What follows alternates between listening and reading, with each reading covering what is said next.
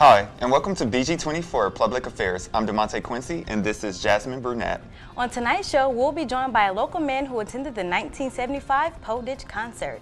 He'll be here to talk about the experience and the aftermath of the concert after all these years. Then later, we will be joined by an international BGSU student who was recently chosen to be a game show host. We will be sitting down with him to talk about his opportunity and experience. I'm getting excited just talking about it. Later, we will also be joined by the executive director and founder of Serenity Farms, an equestrian farm in Luckey, Ohio. She'll be here to talk about the farm and the amazing programs they have that you can be involved in. It doesn't stop there. Tonight, we will also be joined by a BGSU student who is also a unicyclist. He will be here to talk about his hobby and show us how to ride a unicycle. You won't want to miss it. It all happens after the break.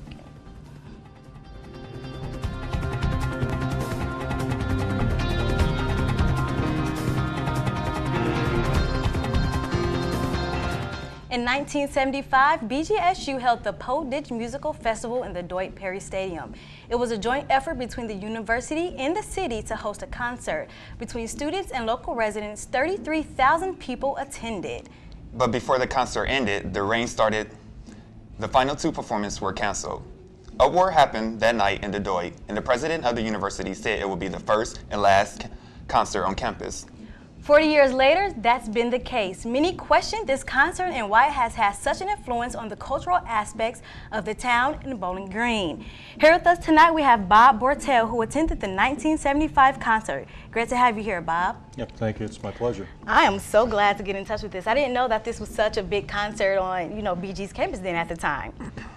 Well, it was something that left a real indelible mark, but it has been 40 years, but it's amazing that in the 40 years past, some of the administrators and the underlying power structure of the city, they still remember it and not too fondly. There's a narrative that developed that it was an absolute disaster and they would never do anything like that again. Okay.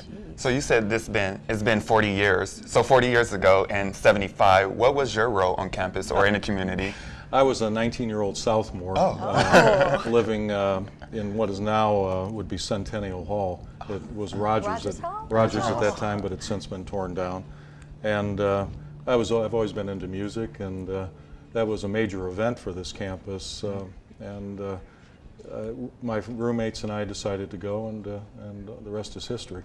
All right. And how did you all hear about the concert? What was it like for the prepping for it and trying to get the word out? That was an era where we didn't have email, texting, if you can imagine that. So it was basically through printed information. There was no local television to speak of, so it was posters, ads in the BG News, word of mouth, and those would be the main ways that it was advertised. All right.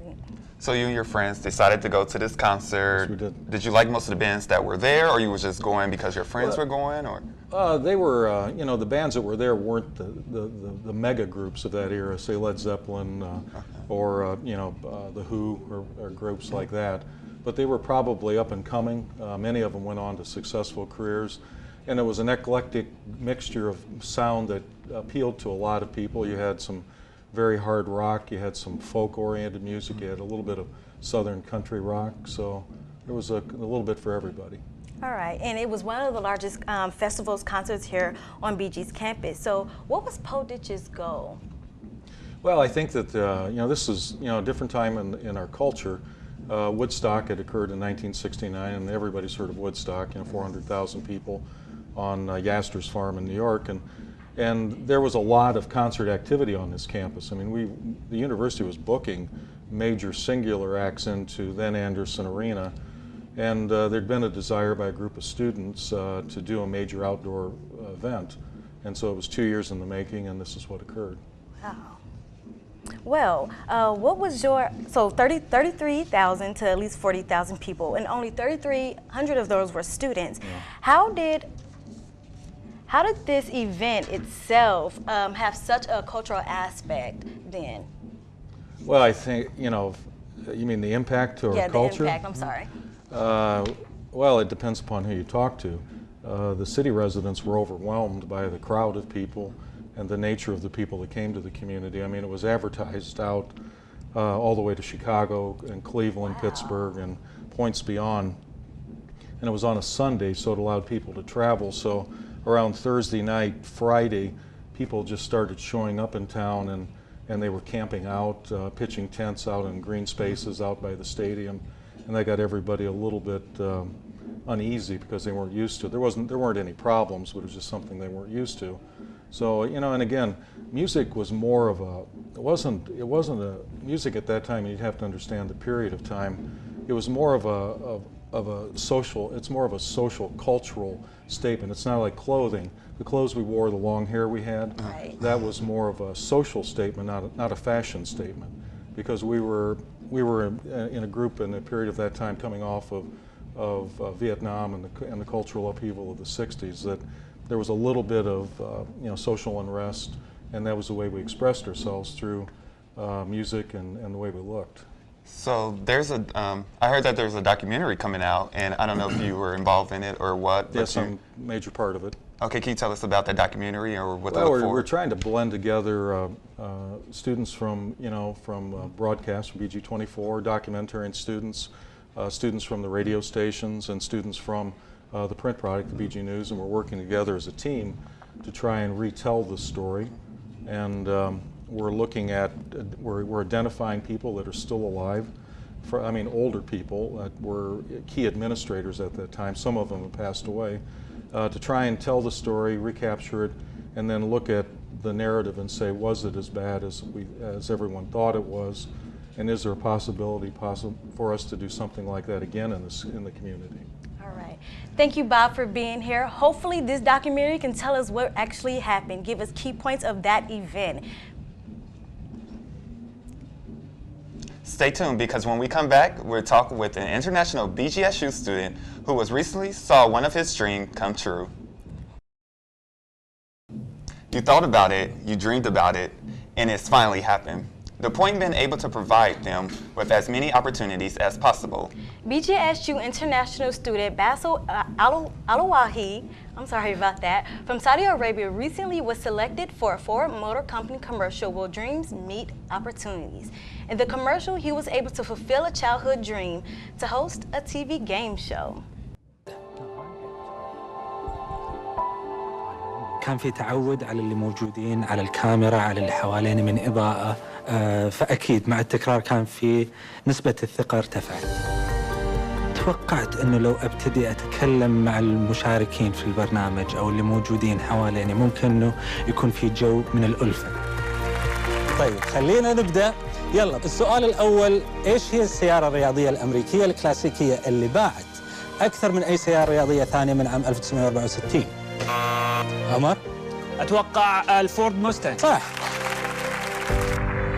شعور التواصل مع الجمهور، شعور التواصل مع الناس، فعلا تفاعل الجمهور يعني نوعا ما يعطيك القوة أو الحافز أنه أنت تقدم شيء أفضل. إحنا خبينا جوائز قيمة في السيارة، اللي تلاقيه لك. جاهز؟ طول عمري جاهز يا باسل. طيب خلينا نبدأ، أعطونا وقت. ما توقعت أنه أنا راح أقول هالكلام، بس بالفعل بعد التجربة عندي حماس أكبر أنه أنا ممكن في يوم من الأيام أحقق شيء في هذا المجال. معانا فزت في الجولة الثانية بفورد موستانج. Thank you for being here with us tonight. Thank you for having me. First of all, what was that experience like working with Ford Motor Company? Well, actually, it was something that I've never thought of. Like, it was all like, I've never planned to do this. It was all by chance. I applied for something. Like there was a post on the internet. They were looking for people to have different perspective from different people from different ethnicities talking about the American cars. The first post that I replied to was just take a survey, and that was the first thing that I did. Then one thing led to another, and I made an interview on Skype, and I got picked. Alrighty. So you filming a commercial, you thought you were filming just a commercial for Ford Motor Company, and they surprised you with letting you be a game show host, which is one of your childhood dreams. Were you shocked? Just describe the moment when they told you, hey, we're going to let you be a game show host. Well, actually, at first I did not know that I was going to be part of the documentary. All what they told me was that there is someone who's making a documentary, and that person needs just different perspectives. That's it. Mm-hmm. So when I flew to San Francisco, California, I had no idea that I will be a part of that documentary. And then I was like, okay, that's cool, right? So I started being part of that documentary. And one day while I was driving, they told me, what do you think, or how do you feel if I tell you that you're going to be hosting a game show? Which was something that I mentioned on the Skype, on the interview. All right, so I have a question because I've seen the video and I thought that was pretty cool. They show you driving a car. Is that the like Mustang that they let you drive? So did you get to keep that car? No, I did not. That was what I was hoping for, but no. No. So were you actually, because like, you know, during some commercials they say this is a closed course, do not attempt this, this is a professional driver. Were you actually driving that car during that commercial? Yes. Wow, what was the experience like for that? It was, well, I've been always a fan of Ford Mustang. So this is something, and the funny thing that 2 weeks prior to me going to San Francisco, I was on the internet on my phone looking up the new Ford Mustang just to see how it would look. And when I was there, I got to drive it. So it was really, really fun. That is cool. So how did you get into wanting to be a game show host? Like what was that like for you growing up as a kid? Well, it was like something that I've never told no one about. When I was younger, we were like hang out like every week. There's a game show on TV that everyone would just gather to watch that game show. And the host of that game show was like really good at what he was doing. So that was something that I wanted to do, but I've never told no one that this is my dream. You told me earlier that you were majoring in something else under technology or yeah, engineering technology. Engineering technology. Why not pursue your game show childhood dream, game show host? Well, when I attended school, there was like 2 options. It's either to pick something that you would have passion for, or something that you would want to do, or something that there is a huge demand on. So I had to go with the huge demand on, which was engineering. All right. Do you ever look back and think that, you know, although engineering had a huge demand, do you always, you know, do you think back and like, really wish I could have majored in something else to put my foot in the door? Yes, especially after this experience, because in the past I did not think that I would have a chance to experience such a thing.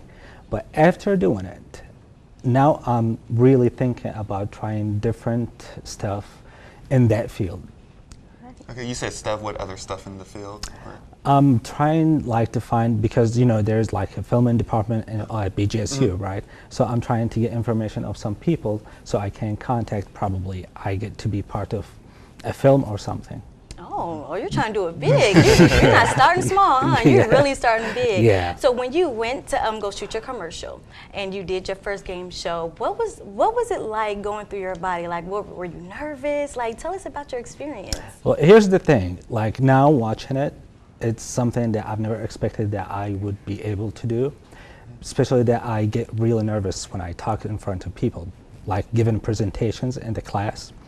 This is something that I hated the whole time. So when they told me that this is what you're gonna do, I tried to talk to the director, and I was like, is it okay if I just leave?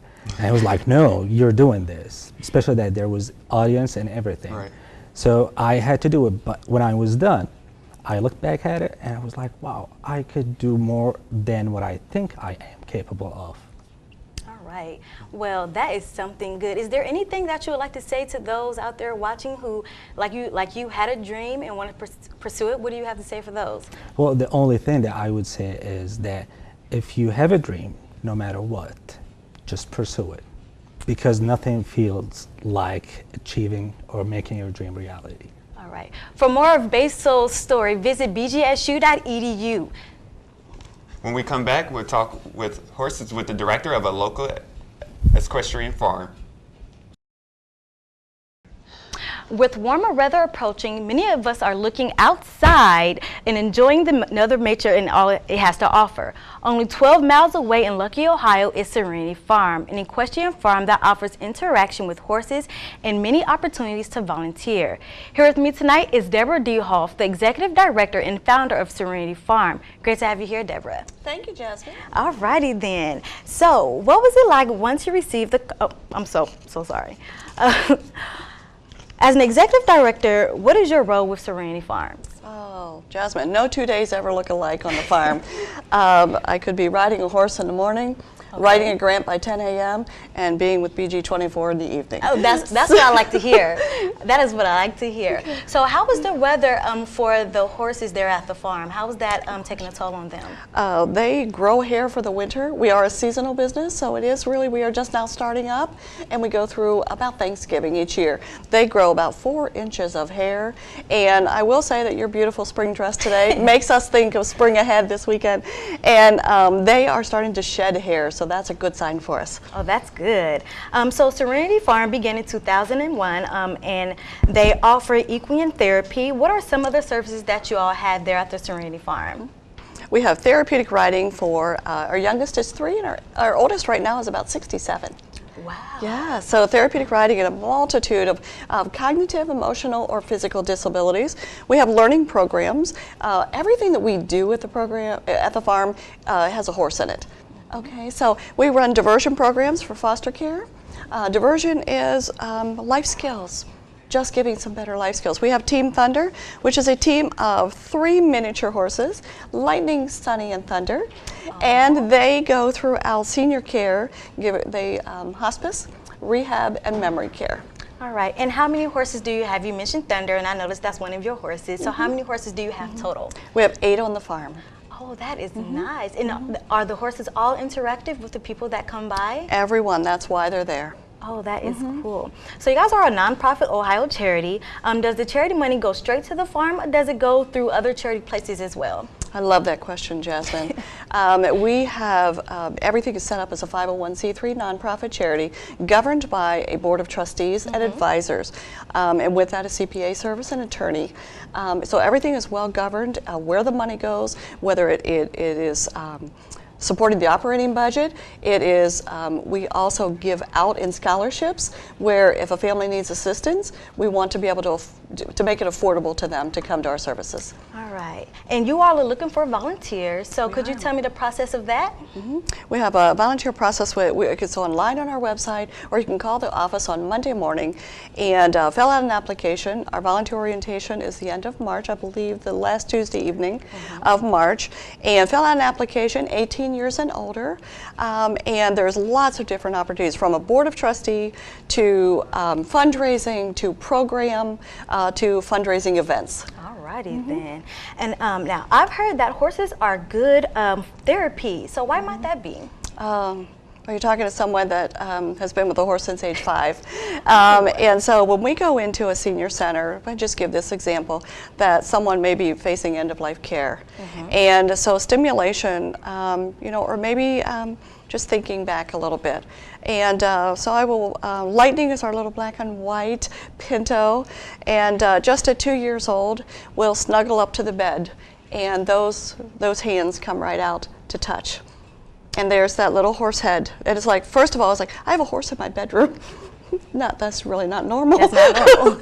But it stimulates, and things come forward. For a child learning that may have some emotional blockings going on, that is having trouble in school, the horse is the motivator. So all of a sudden we have Reese, the pony, and we say, you know what, Reese wants you to collect your ABCs around the arena. They'll do anything for Reese. Alrighty then.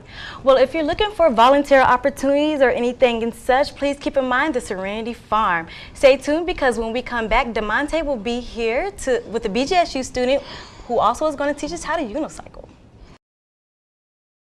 You may remember when your first time riding a bike, maybe it had training wheels, maybe curved handlebars, or maybe a personalized license plate, but it probably had 2 wheels. Here with us tonight, we have Oliver Klein, who mastered not only 2 wheels, but the art of unicycling. So Oliver, tell me how long you've been riding the unicycle? This will be my 11th year riding a unicycle. I learned how to ride a unicycle my 4th grade year, my elementary school, Woodland Elementary in Mansfield, Ohio.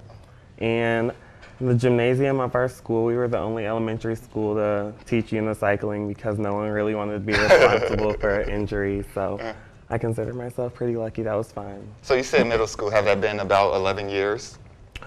Well, elementary school, it has been about 11 years, yes. Okay, so when you first started learning it, did you get it right away, or did it take time? Oh gosh. How was practicing? It took a lot longer than riding a bike. Just riding a bike, I didn't know how to stop really, but riding a unicycle, It took about like a month to learn. It was one wheel. You had to get that out of your mind and everything, and we had to get balanced, so it was really hard. So yeah. So this, right away, did you know that you wanted the unicycle? Like, what made you keep going with it? Like, I know everybody have like their unique talent. I have no unique talent at all. But what made you want to like, hey, I'm gonna keep going with this idea and get better and better? Well, I was introduced to it by my older sister. She went to the elementary school before me, and she participated in the unicycling program that they offered at our school. And I was really excited to want to try it because I've never done anything like it. Okay, so now can you show us, demonstrate on how to ride the unicycle? I can. Okay. I'm gonna stay back so I won't get injured or hurt. I won't hurt anyone, I promise. Okay.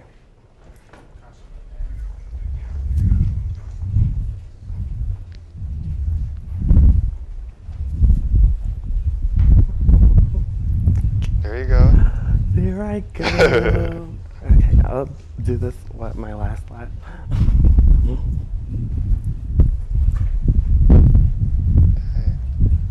Are you able to like do tricks on it too, or do? Oh, I can go off ramps and things, but I didn't bring any props with me today. You did? No, I can't. I can also ride through grass.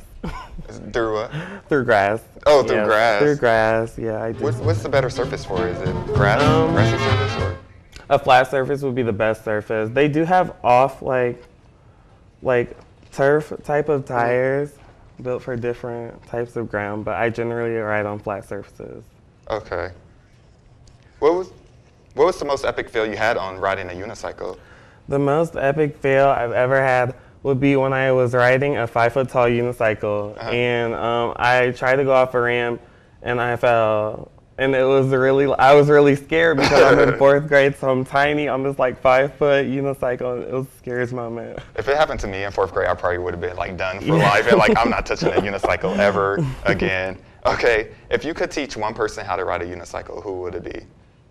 I would teach my little sister how to ride a unicycle because I teach her how to do everything. Okay. Thank you for showing us how to unicycle. And as you all watched Oliver unicycle around the studio, it wasn't that difficult. But that's all the time we have for now. Thank you for being here, Oliver, and stay tuned. Thank you all for being here. So how did you like the show this week? Like it was just for us too. It was a long show, but we got through it. It was pretty good. The unicyclist, I really love him, Oliver, as he makes circles behind us.